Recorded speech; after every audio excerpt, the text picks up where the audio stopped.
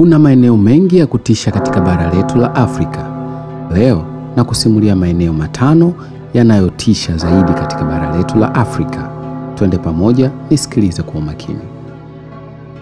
Sehemu ya kwanza ni makambo ya watumwa, Cape Coast and Elmina Castle, Ghana. Maeneo haya yanapatikana Ghana, magharibi mwa Afrika. Hizi ni ngome mbili kubwa zilizosimamishwa na Wareno na baadaye kutumika na wazungu, wengine Waingereza pamoja na Wafaransa. Vilikuwa vituo vya kusafirishia watumwa kwenda Amerika na Ulaya.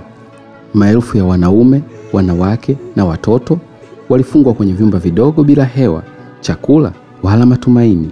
Vyumba vingi vina ukuta uliojaa madoa ya damu na uchafu wa kale, hali ambayo huamsha huzuni na hofu. Wageni wengi huripoti kusikia kilio, sauti za mnyororo na harufu nzito ya ajabu kwenye maeneo hayo chini ya ardhi. Wachunguzi wa mambo ya kiroho wameeleza kuwa kuna uwepo wa nguvu za kiroho za huzuni zinazoweza kuathiri hata hisia za mtu mwenye nguvu kiakili. Namba 2 ni Lake Natron, Tanzania. Hili ni ziwa Natron linalopatikana nchini Tanzania. Linapatikana maeneo ya kaskazini mwa Tanzania karibu na mpaka wa Kenya. Ni ziwa la alkali lenye viwango vya juu vya asidi ya sodium carbonate. Viumbe vikidumukia humo, miili yao hukauka mara moja na kusindika kama sanamu. Ndege na wanyama wengine waliokufa karibu na ziwa hilo hukaa kama sanamu, wengine wakiwa bado na macho wazi. Wenyeji huamini kuwa ni ziwa lenye nguvu za kichawi au laana fulani, na ni marufuku kuzamia au kuogelea humo. Mandhari yake huwa ya rangi nyekundu inayoonekana kama damu, hasa wakati wa jua kutua, jambo ambalo linaongeza hofu katika maeneo haya. Sehemu ya 3 ni Gedi Ruins, inayopatikana huko nchini Kenya. Mahali ni Malindi. Gedi Ruins ni mji wa kale wa Waswahili ulioachwa ghafla karibu na karne ya 17. Ulikuwa na nyumba za mawe, misikiti na mabwawa. Mpaka leo hakuna maelezo ya wazi juu ya kwa nini watu waliuacha mji huu ghafla. Wenyeji huamini kuwa mji huu ulilaniwa na mizimu au wachawi baada ya dhambi kubwa kufanyika humo. Wageni huripoti kuona vivuli vyeusi, kufuatwa kwa sauti au kupata baridi kali isiyoeleweka hata mchana.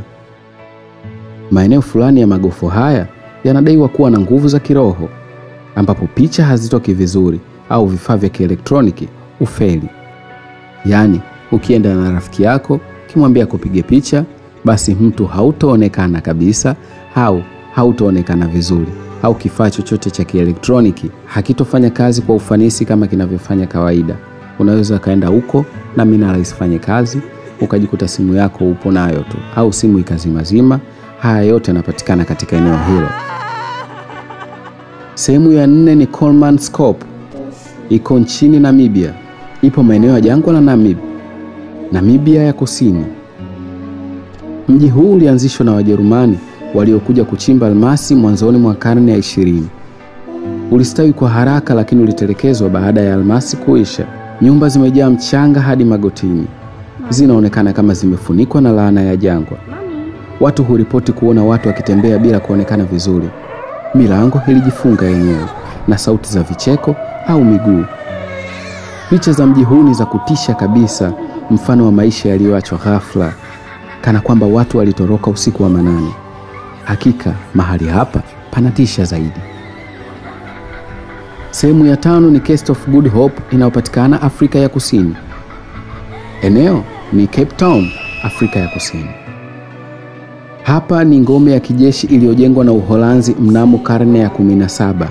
Imetumika kama kambi ya kijeshi, gereza na hata kituo cha mateso. Kinachotisha zaidi ni moja ya mizimu maarufu ni Lady in Grey, aliyewahi kuonekana akilia na kukimbia kwenye korido. Sauti za miguu ya askari, vizuizi vya gereza kufungwa ghafla na sauti za vicheko vya kishetani zimeripotiwa mara kwa mara. Eneo hili linavutia watalii wengi, hususan wale watalii ambao wanapenda masuala ya kiroho na uchawi. Ndio wengi huwa wanapendelea kuja eneo hili na maeneo kama haya.